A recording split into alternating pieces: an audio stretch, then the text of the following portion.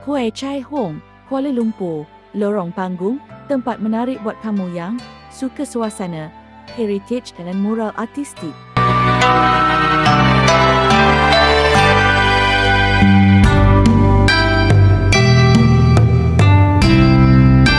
Ini bukan di Yunan, tapi di Kuala Lumpur. Lorong ini namakan Tua Kuai Chai Hong atau biasanya disebut sebagai lorong panggung. Tempat ini dibuka jam 9 pagi sehingga sampai jam 12 malam. Tempat ini dahulunya adalah tempat tinggal komunis Tionghoa.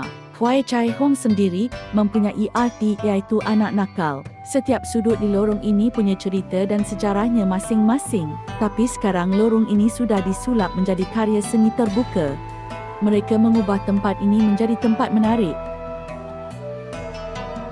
tanpa mengubah sedikit pun sejarah.